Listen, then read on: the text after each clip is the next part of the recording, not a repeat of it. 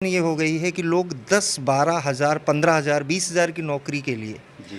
लोग मारे मारे फिर रहे, दर दर की ठोकरें दर दर की ठोकरें खा रहे हैं। 24 घंटे काम 12 घंटे डे कितना नाइट लगा के वर्क कर रहे हैं। प्रोफेशनल कोर्सेज में आप देखिए जो भी यहाँ पर 30 लीटर 40 लीटर दूध दे रही अगर है। आपके कहने का मतलब है इन पे ध्यान दिया जाए तो ये आपको जीरो से हीरो बना सकती हीरो हैं, बना सकती है। No doubt. और आप देख सकते सभी किसान साथियों एवं बुजुर्गों को हमारा नमस्कार। किसान भाइयों, हमने पहले आपको एक गौशाला की वीडियो दी थी। अभी मैंने सोचा कि डिफरेंट गाय हैं और डिफरेंट तरीके की गौशाला है।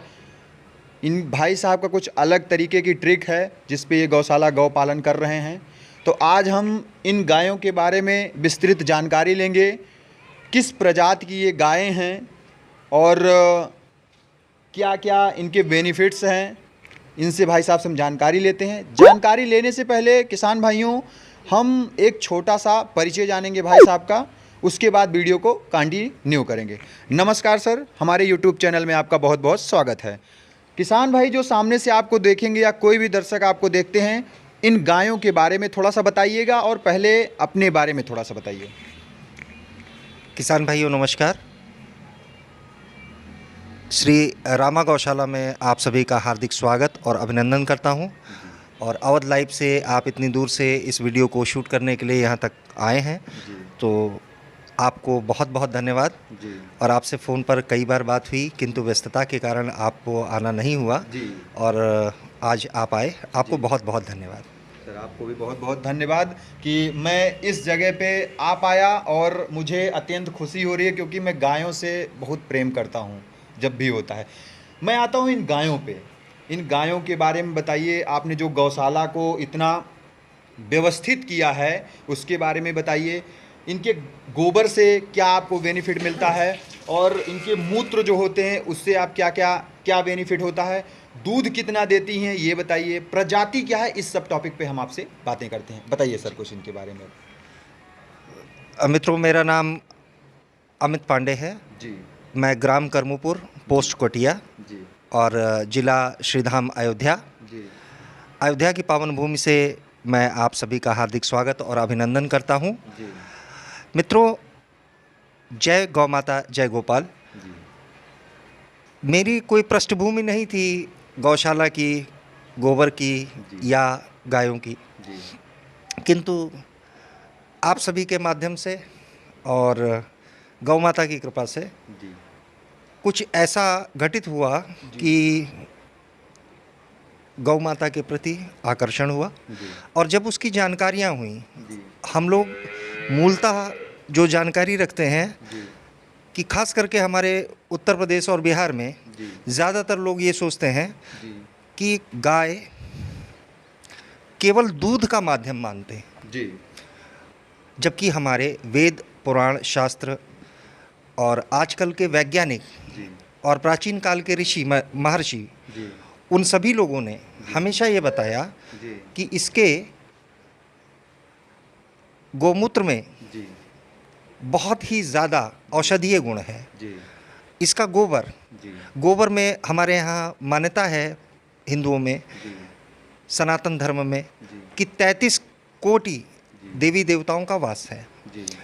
लेकिन हम इस बात को भूल गए कि 33 कोटि देवी देवताओं का वास कैसे है, या इसका गोमूत्र औषधीय गुण क्यों रखता है।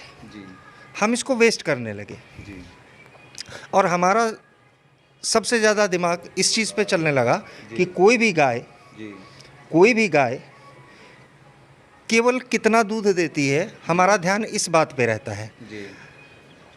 अन्य किसी चीज़ों को हम ध्यान नहीं देते हैं कि उसका और क्या लाभ है।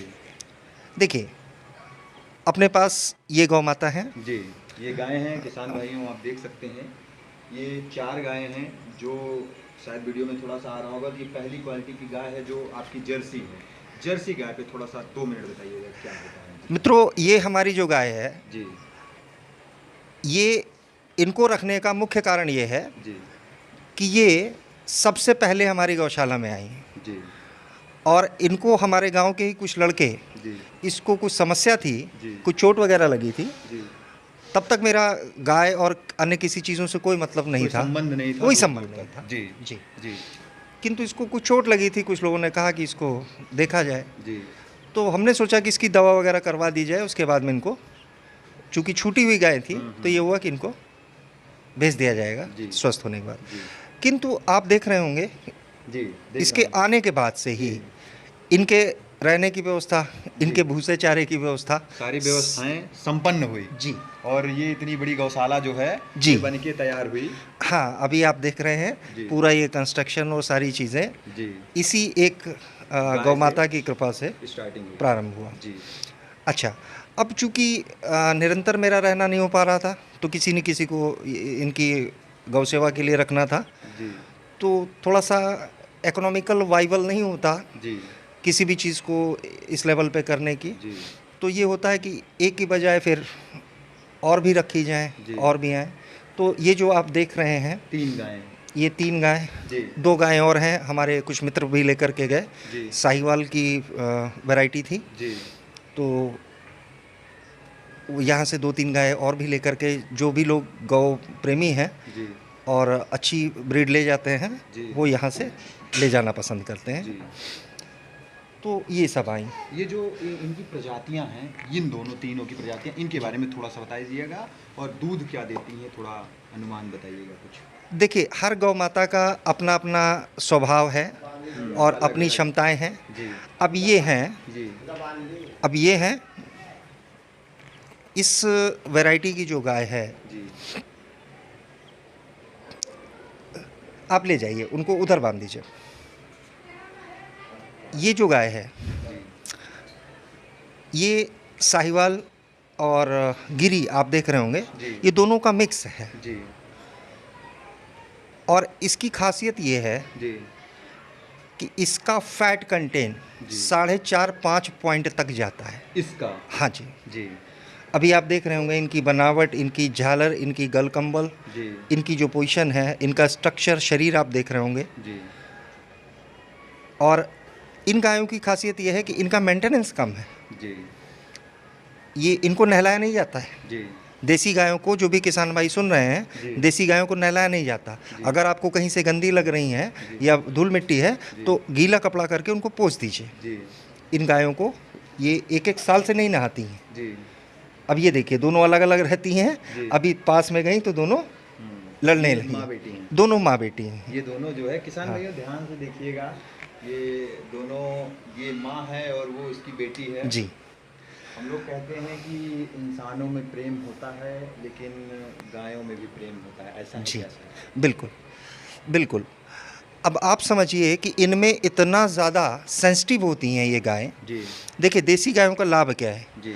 इनके जो कुकुंद होता है, जी। इनके देसी गायों की पहचान है। जी। इनके जिनके भी ये कुबड़ होता है, कहीं कुबड़ कहते हैं, कहीं कुकुंद कहते हैं, यही पहचान है। दिल जो होता है। जी, डिल बोलते हैं। जी। वो कुकुंद जरूर होगा, जो भी देसी गाय होंगी। जी। अगर नहीं है तो फिर वो देसी गाय नहीं है। नहीं है। पहली पहचान। जी। दूसरी पहचान, देखिए इनके झालर है, जी। गल कंबल। लंबी सी गले के जी। पास में। और अगर आप वीडियो में देख सकें, या नेक्स्ट वीडियो में हम लोग देखेंगे, जी। ये देखिए इनकी झालर गले से लेकर गले से लेके थन से स्टार्ट होती है किसान जी। भाइयों, और गले तक जो आके end जाती होती है। ये। जी। जी। ठीक है। और ये दूध की कैपेसिटी थोड़ा सा बताइएगा। इनकी फर्स्ट लैक्टेशन में इनका 6 से 7 लीटर दूध था, जी। और सेकंड लैक्टेशन में ये 8-9 लीटर तक गई हैं। जी। और अभी ये ड्राई पीरियड में चल रही हैं इस समय, जी। लेकिन अब दूध नहीं भी दे रही हैं। जी। तो चूंकि गौ माता है, इतने दिनों से रही, तो अभी तक ये जी। है। और देख रहे होंगे कि इनको, इनके साथ कोई भेदभाव नहीं है जी। कि ये दूध दे रही नहीं दे रही। जी, होना जो भी नहीं चाहिए सर। जी, जो खा रही हैं सब खाएंगी। और इनको सब पशु आहार, और आप जी। देख रहे होंगे हरा जैसा चारा। कि हमने आपका एक वीडियो किया था जी। चारे पे, हाँ जी, इन्हीं के लिए वो आपने यहाँ पे जी। व्यवस्थाएं की। बिल्कुल, सुपर नेपियर हरा चारा। जी। उसी जी। के लिए ये चारा जो था, किसान भाइयों ने बिल्कुल। काफ़ी प्यार दिया उस वीडियो पे। जी। तो इन्हीं के लिए जो है ये सारी व्यवस्थाएं की, और इन्हीं के लिए वो चारा होता जी। है। इनके मूत्र का भी आप प्रयोग करते हैं और गोबर का भी प्रयोग करते हैं, जी, जो अगली वीडियो में आप उसके बारे में बिल्कुल। किसान भाइयों को जी। बताएंगे। कुछ युवा जो हैं, जी अपना घर छोड़ के जी जाते हैं किसी भी शहर में, 10,000 रुपये की जॉब करते हैं, BA BCom BSc करके 10,000 की जॉब करते हैं। वो सोचते हैं गांव में ये सारी चीज़ें करना उन्हें बेइज्जती लगती है। उसके बारे में आप क्या कहना चाहेंगे? क्योंकि मैं भी BA BCom BSc किया हूँ सर, और मैं एक किसान हूँ, मैं खेती करता हूँ।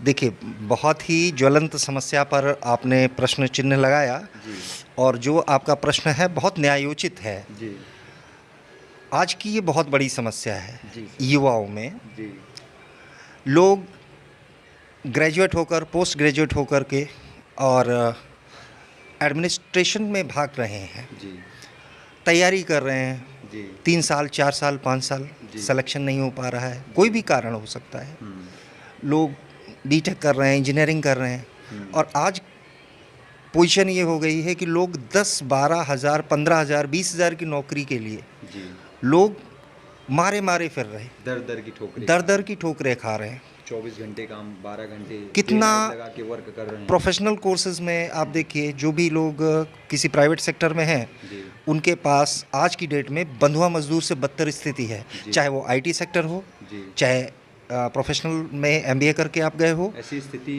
आज हमारे स्कूल के एक भाई साहब हैं, उनके पास जी। आई है। ये एक शहर है, मुझे याद नहीं रहा, अभी आज की बात है। वो लोग जी। अपने भाई या किसी रिश्तेदार को लेने गए हैं, वो कंपनी से बाहर नहीं निकलने दे रहे हैं उनको, और सहारनपुर या शाहजहाँपुर में, और वो उनके फ़ोन वगैरह सारी चीज़ें जमा हो गई है, और वो किसी तरीके से लोग फ़ोन किए, तो आज वो लोग उनको लेने के लिए गए हैं। अब स्थिति वहाँ की क्या होती है कुछ पता नहीं। जी। जी इतना वर्कलोड है, इतना प्रेशर है लोगों के ऊपर काम करने का। जी। अभी तो लॉकडाउन वगैरह जब से हुआ, 2 साल में देख रहे हैं आप कि भारत की क्या, पूरे विश्व की अर्थव्यवस्था कहाँ गई है। जी कितने करोड़ों की नौकरियां छूटी हैं। जी आज हम कहाँ से जनरेट कर पाएंगे? जी हमारे प्रधानमंत्री जी का भी जो भी हमारा नारा है जी। कि हम किसानों की आय को 2 गुना करेंगे। जी इंटीग्रेटेड फार्मिंग पे जोर दिया जा रहा है, जी गौपालन पे जोर दिया जा रहा है, पशुपालन पे जोर दिया जा रहा है, बकरी पालन पे जोर दिया जा रहा है। जी हमारा युवाओं का देश है। जी हम रोजगार को पैदा कर सकते हैं। जी युवा चाहें तो देश की तकदीर को बदल सकते हैं, जी बशर्ते कि उन्हें कुछ करना होगा। जी बिना किए कुछ नहीं होगा। जितनी मेहनत आप जाके वहाँ पे करते हैं, अगर आके आप ये कार्य करें, तो हमें लगता है कि 1-1.5 बिल्कुल। साल में आपकी काफ़ी स्थिति जो है सुधर जाएगी, बिल्कुल हो काफ़ी सकता है। रहेगा। प्लस वहाँ का वातावरण और इन्वायरमेंट जो है, यहाँ के वातावरण और इन्वायरमेंट से काफ़ी डिफरेंट है। बिल्कुल डिफरेंट है। जी। और दूसरी चीज़, जो भी हमारे युवा पशुपालन करना चाहते हैं, जी मैं उनको यही सलाह देना चाहूँगा। जी। देखिए, कभी भी 10-20 गाय, या आपके पास पूंजी है जी। तो 5-10 गाय, 20 गाय ला करके मत शुरुआत कीजिए। जी क्योंकि शुरुआत में क्या होता है जी। कि हर एक व्यक्ति अनभिज्ञ होता है, जी। उसे नस्ल की पहचान नहीं होती, जी। उसे जानकारी नहीं होती। जी। ठीक है, तो ऐसे में क्या होता है कि पैसा काफ़ी फंस जाता है, जी। और गाय 1 लीटर 2 लीटर पर भी आ जाती है। जी तो आप क्या करें, अगर आप इसको करना चाहते हैं, आप आएँ। इसका सामाजिक बहुत अच्छा आप एक परिवर्तन ला सकते हैं। जी सबसे बड़ी बात है कि देसी गाय में बीटा A2 प्रोटीन है। जी जो मार्केट में मिलावट चल रही है, पहली चीज़ तो वो जहर है, मिलावटी है, जी। दूध नहीं है, 50% मिलावट चल रही है, जी उससे लोगों का स्वास्थ्य प्रभावित हो रहा जी। है। दूसरी चीज़, जो जर्सी और फिजिशियन को यूज़ भी कर रहे हैं, उस दूध को भी, उसमें A1 प्रोटीन है। जी अमेरिकन रिसर्च सेंटर्स और जितने भी हमारे यहाँ के वैज्ञानिक हैं, आप उनसे पता कीजिए, जी। आप उनके लेख को देखें, उनका रिसर्च देखिए। जी A1 प्रोटीन कैंसर कारक है। जी अगर आपको शुद्ध दूध मिल भी रहा है जर्सी और फिजिशियन का, जी। तो वो भी इन के तुलना में जी कहीं भी अच्छा नहीं है। जी और इनके दूध की तो कोई आप इनकी गुणवत्ता इतनी उच्च क्वालिटी की है, जी इनकी क्वालिटी बहुत अच्छी है। जी और इनका दूध, एक बार स्वामी विवेकानंद जी से पूछा गया जी कि ये बताइए कि भारत में सबसे अच्छा दूध किसका है, जी तो उन्होंने कहा भैंस का।